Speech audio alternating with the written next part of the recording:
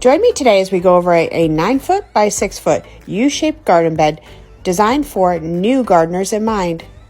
First, we'll go over it with this being the north side, and then I'll show you how to plant it if this is the north side. Funny enough, our first garden bed as a family was a U-shaped garden bed. A little different than what I'm going to show you here, but it was still pretty, right? And our oldest is the reason why we started that bed, so we could show her how to grow food, but she really doesn't have an interest in it right now. So anyways, this garden bed is going to be for somebody that really doesn't want to start seeds inside, that they want to go to the nursery and buy the starts, or just buy the seeds and direct sow them outside. And our main crops are going to be tomatoes, beans, carrots, and peppers. Be sure that you stick with me until the end, because I'm not only going to show you the layout, I'm going to tell you what you need to buy and when you need to plant them. First, we're going to start with tomatoes, and we're going to allow 4 square feet per tomato plant. This is because most new gardeners aren't really sure how to prune their tomato plants. And if you don't know, indeterminate tomato plants can get 6 to 8 foot tall, and you want them to get that tall, but they will sprawl out and make other branches off of them and suckers and so on and so forth. So in the playlist link below, you will see other layouts where I put 1 per square foot, but I do mention trellising them and pruning. Now you do, however, still need to stake and trellis your tomato plants, and you can prune them if they are indeterminate. If they're determinate, you want to leave them alone. I do have some videos on how I trellis my tomato plants. Now we're going to add peppers. You can plant 1 per square foot. There we go. Now we're going to use this area to plant carrots, and we can plant them 16 per square foot. There they are.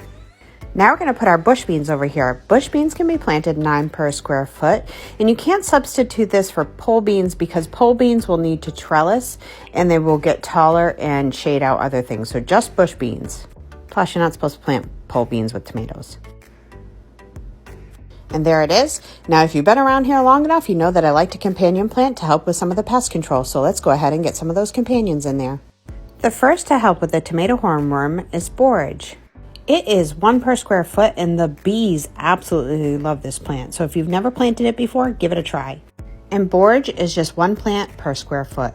Next up is basil. Basil and tomatoes go very well together as companions, and it will help with the pests that impact the tomato plant. Because we're going to be buying these plants, we're just going to say that we're going to plant 3 basil plants along here. And normally with square foot gardening, you can plant 4 per square foot. And then we're going to do 3 along here. Now, because our next companion can take a little bit of shade, we're going to put it between these 2 tomato plants and these 2 tomato plants, and that's parsley. Parsley makes an excellent companion for tomatoes because it'll help draw in the beneficial insects that attack the tomato hornworm. It wouldn't be one of my garden beds without marigolds, so we're going to put 1 marigold on the corner there. We're going to put another one over here. And then 1 here and here. Now, marigolds normally can be planted 4 per square foot. So in these ones here, if you want to go ahead and plant 4 and buy extra, you certainly can. But if you plant just 1, they will fill up the space.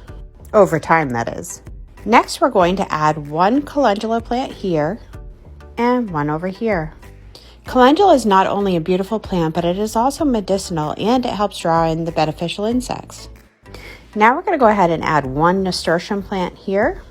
Nasturtiums also can be planted 4 per square foot, but they do get quite large over time, so just be advised. So I'm only suggesting that you grow 1, that way we don't smother out the beans. Next, we're going to add some herbs that are also companion plants that help with pest control. First being thyme, which is 1 per square foot. There we go. Next is oregano, which is also 1 per square foot. And then cilantro. We're just going to add 1 plant here. Cilantro really can't take the heat, and it will go to flower. Just let it go to flower because it draws in the beneficial insects. But because we're putting it here, and it will get shade in the morning and it'll get shade in the afternoon, it might last a little longer. And lastly, to help with the carrot rust fly, we're going to add sage. 1 plant over here. And there's the bed, with this side being north. Quickly walk you through the layout if the back side of this bed was the east, so this is the north. Same exact plants, I've just rearranged them. So we have the tomatoes here on either side. We have the borage in the middle of each of the tomatoes. We have the carrots here, peppers, sage, parsley on either side, our basil plants, calendula, We have our bush beans down here. And if you want to, you can put another marigold here and just leave out some of these bush beans. Marigolds help deter against beetles. And then on this side, I messed up writing this, but this is nasturtiums, 2 marigolds, cilantro, thyme, and oregano. There's what that version looks like. Now we're going to talk about what to buy. So you're going to need carrot seeds, and I would get 2 packets just because they're super tiny. Next, you're going to need calendula seeds, just 1 packet. Nasturtium seeds, 1 packet of those. Borage seeds, just 1 packet will do you. Next, we're going to need tomatoes, and you're going to get 4 plants, so you can get 2 cherry and 2 slicers or mix it up however you want. Just pay attention to if it's indeterminate or determinate.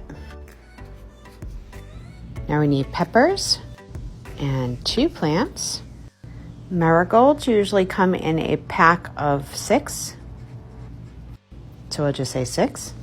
Now we need sage, just 1. Thyme, again, just 1. Oregano, 1 plant. Cilantro, 1 plant. Parsley, 2 plants. Now we're going to need some bush bean seeds. I'm going to say 1 packet of bush bean seeds. Just make sure that you have enough seeds to cover the area that we talked about. And basil. We will need 6 plants. Now just remember with basil, when you go to the nursery, sometimes there's more than 1 plant in 1 pot. So you might get a 2-for-1 deal. There is your shopping list. Now we're going to talk about planting. And when we talk about planting, we're going to reference back to our last frost date. That's because you can't go by your zone. You need to go by your last frost date. And everybody's is a little different, or a lot different in some cases. So 2 weeks before your last frost date, you can go ahead and direct sow your carrot seeds out. Now carrot seeds need a lot of moisture, so you're going to need to make sure to go out and give it some water while they're germinating. Once all danger of frost has passed, you can go ahead and put your calendula seeds out. So I'm going to write frost date. Now 2 weeks after your frost date is passed, you can direct sow your nasturtium seeds, your borage seeds. You can plant out your tomato plants, peppers, marigolds, sage, thyme, oregano, cilantro, and parsley. So that's 2 weeks after the last frost date. And there we go. And then 4 weeks after your last frost date, you can direct sow your bush bean seeds and plant out your basil plants. So there's the shopping list with the seeds, plant, crop name, and when you can plant them out. If you're a new gardener, I highly suggest that you get this guide, the Vegetable Garden Pest Handbook, which I have linked in my bio, because you're going to see bugs on your plants and you're not going to know what they are, if they're good or if they're bad. One of the main culprits you're going to probably run into is a tomato hornworm. It is very hard to spot when it's in the tomato plant. But that's why we companion plant, and that's why we added borage, basil, and parsley, and calendula.